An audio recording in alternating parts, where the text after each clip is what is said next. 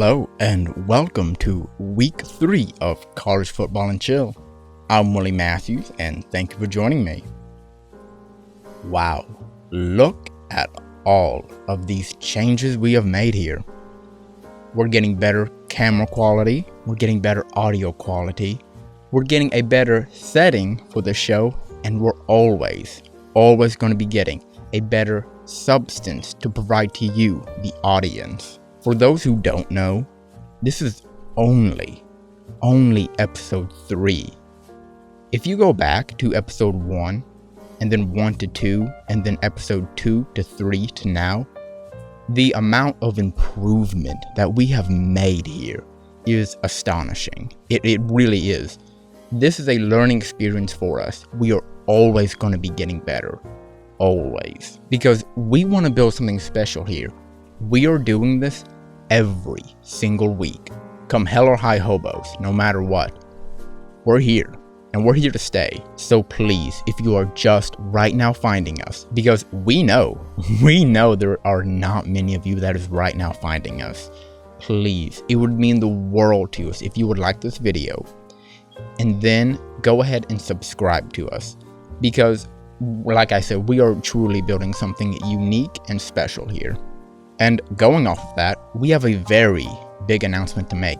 We now have our very own dedicated YouTube channel just for this show. It is called Sports and Chill. And for the future, always, these episodes are going to be going up on there. They're not going to stop going up on my personal YouTube channel, Willie Matthews. But at some point, they will stop going up on my personal YouTube channel. And the only way to get these episodes is to go over to the new channel, Sports and Chill. It's not going to be happening right now, but the move has already happened. We already have episode 1 and 2 and all of the clips up on the new channel, Sports and Chill. And we're going to also be having all future episodes going up on there, as well as Willie Matthews for the time being. We will leave the link to the new channel, Sports and Chill, in the description, the comments, and hopefully we can figure out some way to leave a link here. I think we can, or we can probably figure it out. But yeah, so if you like what we're doing here, please go over to the new channel, Sports and Chill. You can find the link in the description and the comments. And go over there and subscribe to us, because that's where we're going to be. This is the new home for that. So with that being said, since this show is still in its infancy, we like to explain the purpose of this show and the overall vision that we have here. We are a new and unique way of digesting college football. I am not going to be like every other sports show where one or a group of people sit behind a desk and they regurgitate a recap of the previous week in the sport. We want this to be comforting. We want this to be inviting. We don't want to be uptight here. We want you to be able to put the show on in the background while you're doing work, while you are studying, while you're going to the gym. We don't want this to be too attention draining. We want this to feel like a discussion between me and you, the audience. So if you have anything else to add to what I'm saying, if you don't agree with what I'm saying, or if you have any other questions just about the show, please write to me down in the comments and I would love to respond to you. So now, with that being said, thank you for joining me and welcome to this week's episode of College Football and Chill. Overall, not much movement in the AP poll this week. However, other than Michigan State falling to Washington, which kind of got me thinking about the overall landscape of the Pac-12. The Pac-12 is one of the more interesting conferences this season because you look at the Pac-12's problems compared to the other conferences. They're not really the more interesting conference to me because they're a national playoff contender for the most part. I think what makes them interesting is that there's not a one predominant team that sticks out to you. Oregon and Utah have taken their lumps and are more than likely, other than maybe Utah, are out of the playoff race entirely. And then if you look at that, the only real predominant team that is still in the national spotlight is probably just USC. But even with that, I wouldn't even say that they're that predominant of a team, at least not as Michigan or Ohio State is for the Big Ten, or Alabama and Georgia is for the SEC. Then out of those three, you have other extremely competent and capable teams of winning the Pac-12. Not all of them, but the ones that come to mind is Washington, Oregon State, UCLA. And because of where the high teams fall and the lower teams of the conference fall, this is probably the most unpredictable conference to predict who is going to win the Pac-12, which is completely fine. For a conference to be interesting, it just doesn't have to be in the national spotlight for the college football playoff. The two games that I'm looking forward to this coming weekend is Oregon versus Washington State, and USC versus Oregon State. And then Washington, over their win over Michigan State, they only jumped up to 18 in the AP poll, which is crazy to me because they beat the 11th ranked team, and Michigan State completely fell out. I think that Washington State should be ranked higher for that win. It was over almost a top 10 ranked team, and they only jumped up to 18, and Michigan State just completely fell out. I think they were the next ones to get in I think Michigan State was ranked like 26, so they almost got in with how many votes they got, but I don't know, it's weird. But yeah, Pac-12, extremely fun conference, or at least in conference play they will be. Definitely something to look forward to. The Kansas Jayhawks beat the Houston Cougars 48-30 this last week. The two losses that Houston has taken this season could have gone very differently, and they would very much be a ranked team right now. I'm still pretty high that Houston is a good team. However, I don't even think that Kansas had to put up that many total yards on offense to beat them. I think they only had something like 430. Kansas right now is in a state that I don't think they've been in the last, I know for a fact, more than a decade. I think it was like something like 2007 the last time they went 3-0. Kansas right now has a lot of momentum going forward. Lance Leopold has proven himself. Next week, Kansas does play Duke, who is also right now a 3-0 start in their season. I think that game against Duke should be a walk for them.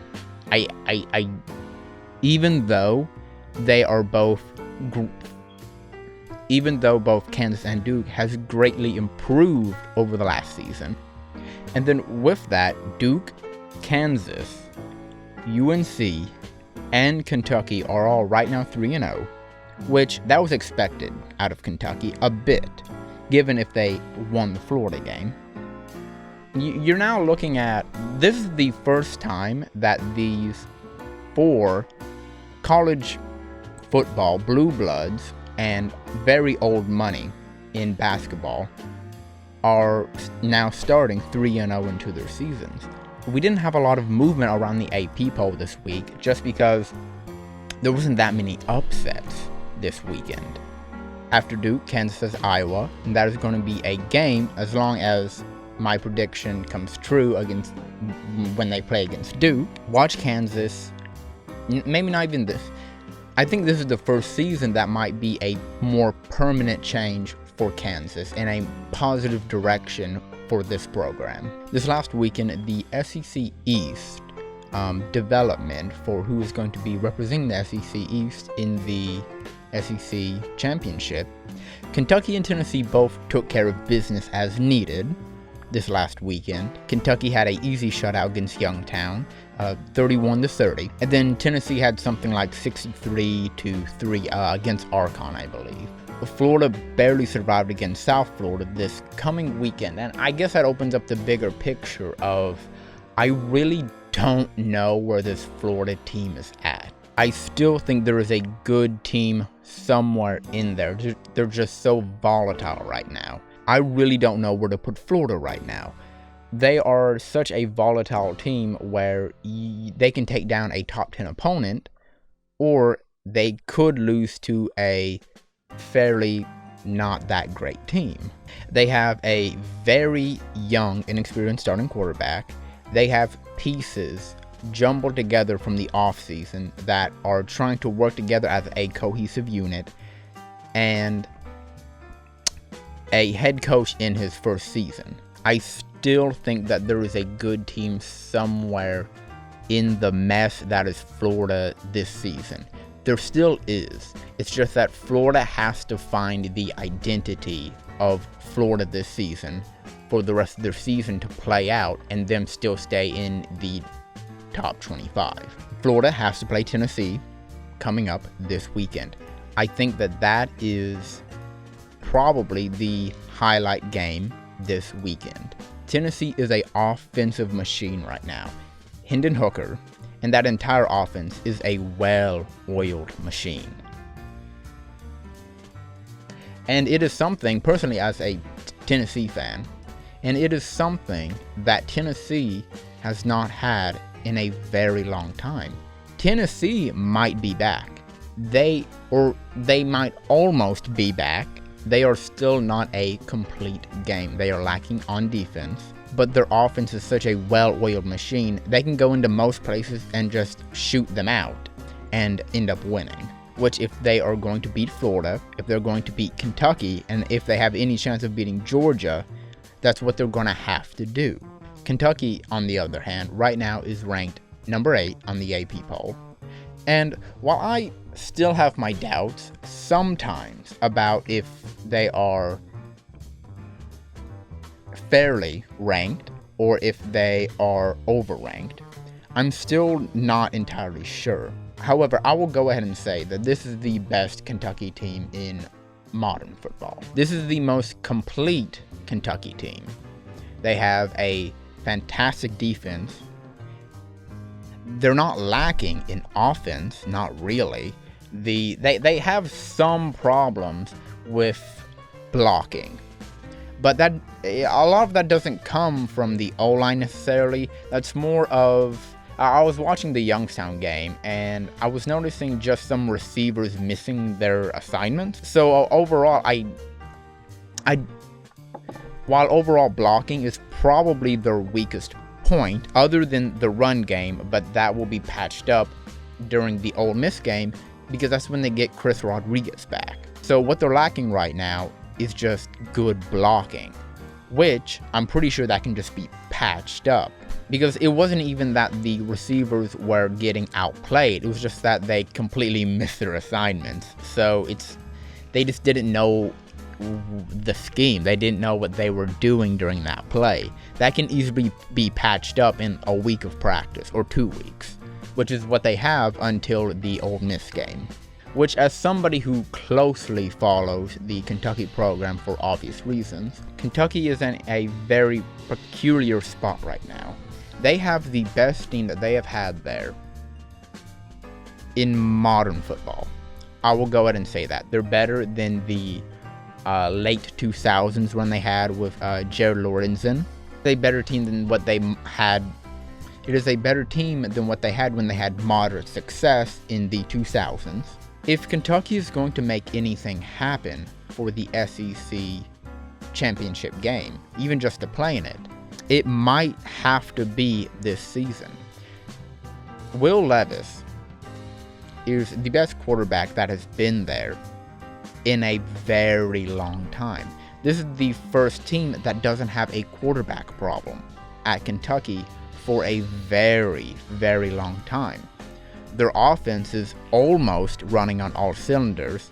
Like I said, they're going to get Chris Rodriguez back in the Ole Miss game. I think their blocking can be easily patched up by just the receivers not whiffing on their assignments. Yes, they don't have a good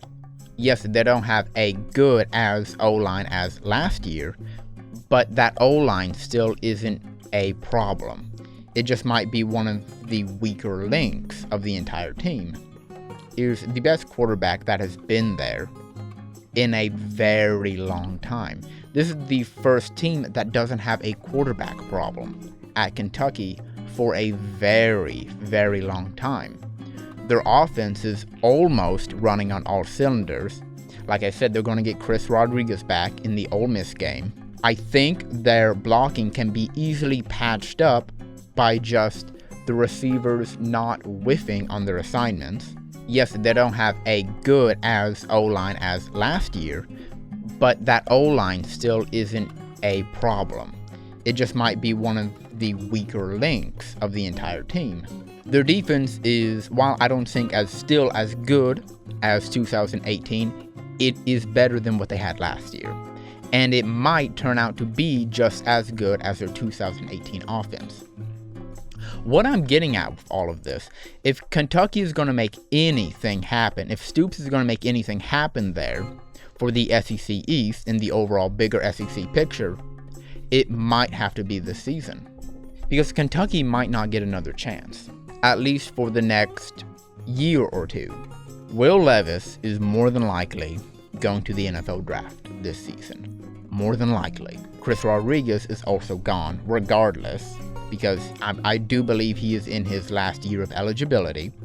It is just that always Kentucky has not been what Tennessee is this season, or what really Kentucky is this season. A offensive machine, which if you are going to beat Georgia, if you are going to beat Alabama, you have to be that. You can't just be a defensive machine. You have to score enough on offense.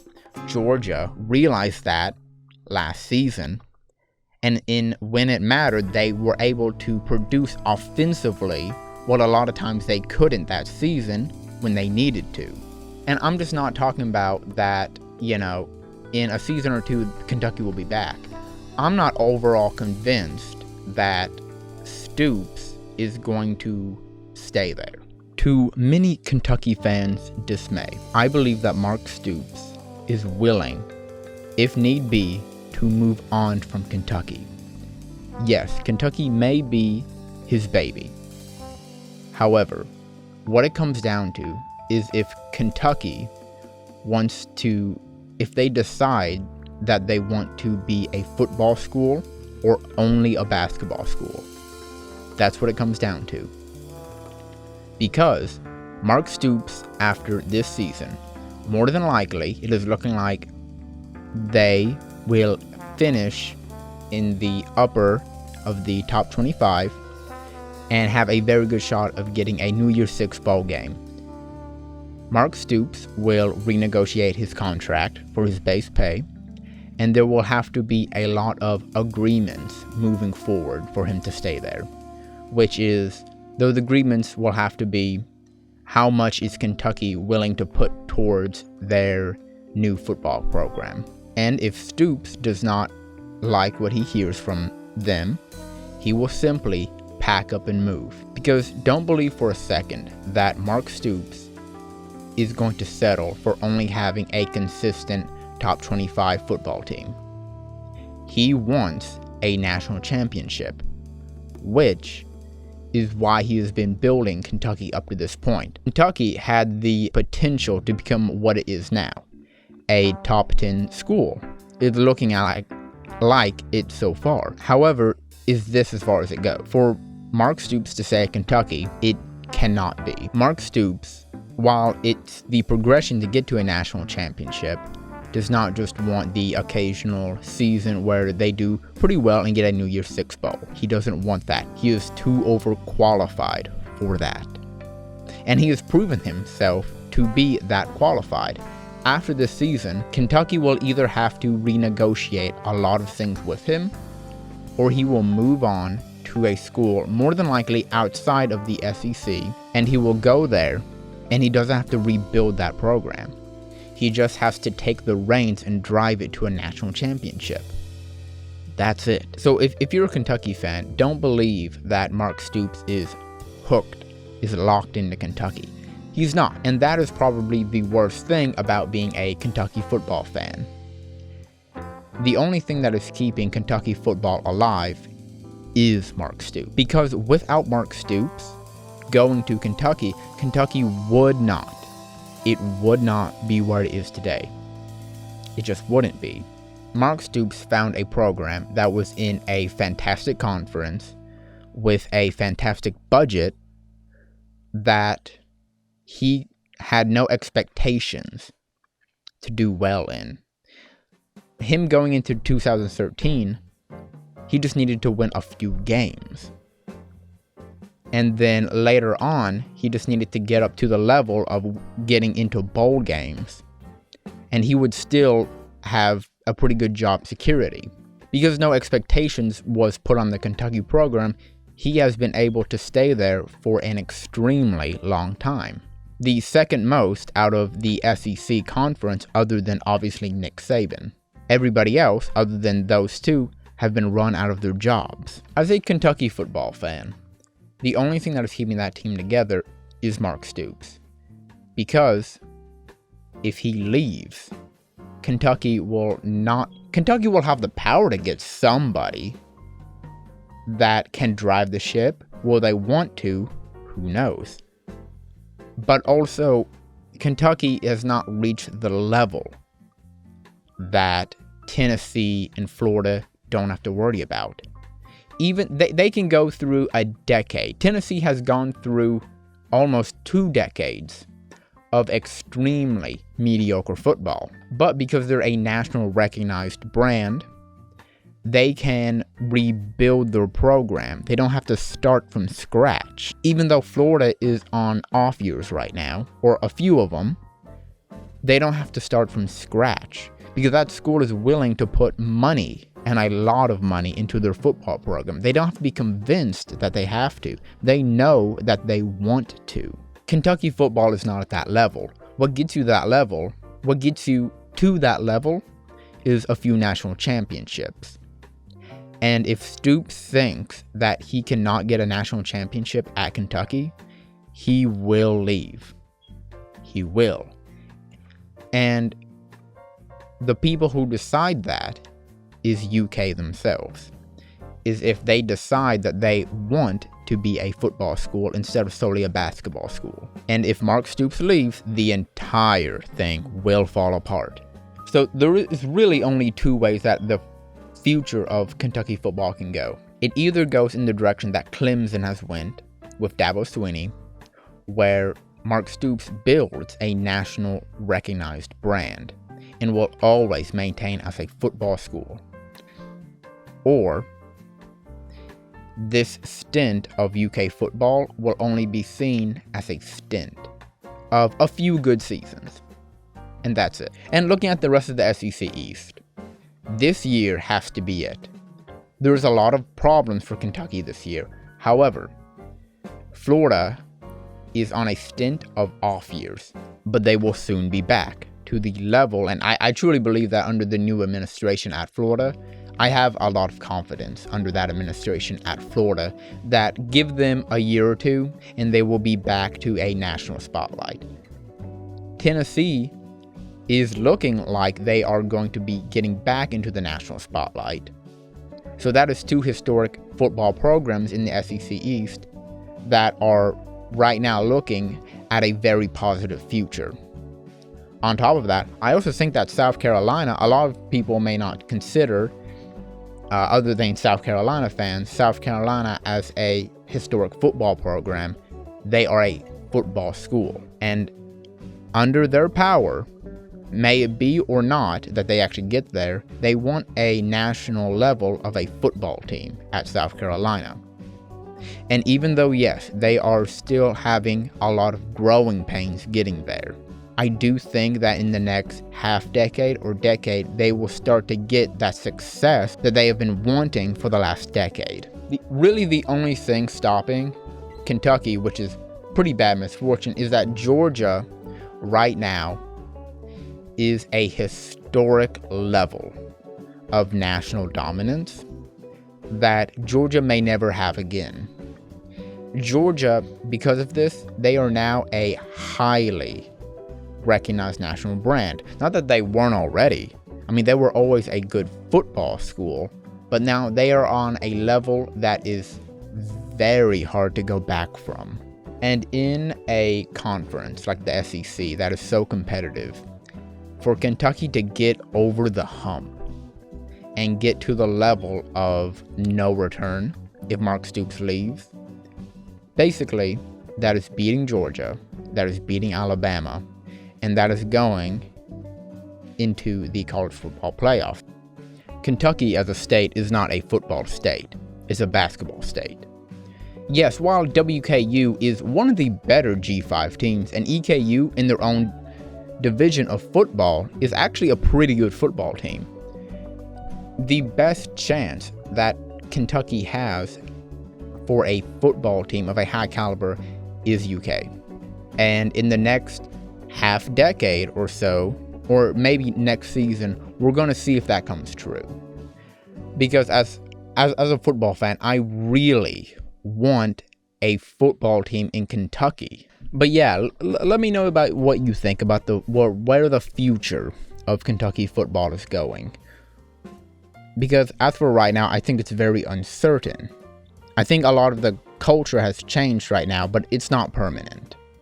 And now is the part of the show where I discuss some up-and-coming games this weekend that are either could be possible upsets or a high chance of them being, or games that we should look at that just might be interesting games. The first one that really does not matter in the grand scheme of things, but I think interesting nonetheless, is Duke versus Kansas. Both of these teams are right now 3-0 for the first time in a very long time for both programs. And they are both programs that are making directions into a more positive light. I still believe that Kansas is going to win this game by probably 2 scores. But nonetheless, I think it's going to be a fun game to watch and an interesting game to watch. In the grand scheme of things, it's not a very important game, but it's a very important game for these two programs. The next is UNC versus Notre Dame. Notre Dame right now is a hurt and confused animal. Yes, they won last week. However, it was not pretty. They might have found something. No, they didn't find anything last week. Notre Dame right now is just simply in over their heads. And why, yes, they may be able to find something going into this week. They might be able to pull something out and make this game at least competitive against UNC. I'm going to go ahead and say that UNC probably wins by about 3 touchdowns. Texas versus Texas Tech. While, yes, Texas is favored to win this game, Texas Tech is making real plays to be competitive this season. And yet again, very, very likely chance for a upset there, a game that I'm going to be watching and paying attention to this week. And then one of the bigger games on the overall landscape of college football is going to be Iowa State versus Baylor. Iowa has a chance to make waves for really the first time this season. Not just waves on a surface level, but waves on a national level. So another game to pay attention to because it's going to be one of the more important games this coming week. But yeah, anyways, this episode will probably end up being a shorter episode for the series. Just the way it is right now. We're still learning a lot here. I'm still, with all the editing that we're doing right now, it takes that much more time to put these out. Sadly, this will probably have to go up Wednesday. More than likely. Just because we will get better at this. But we're still going to have to go through those growing pains and the learning process here. But I've been rambling on long enough, and this recording is already probably going on about 2 hours. So, as always, if you have anything to add to the discussion or don't agree with anything of what I say, please go ahead and post down in the comments, write to me, and I would love to respond to you. But with that being said, thank you for joining me. I'm Willie Matthews, and have a great rest of your day. Bye.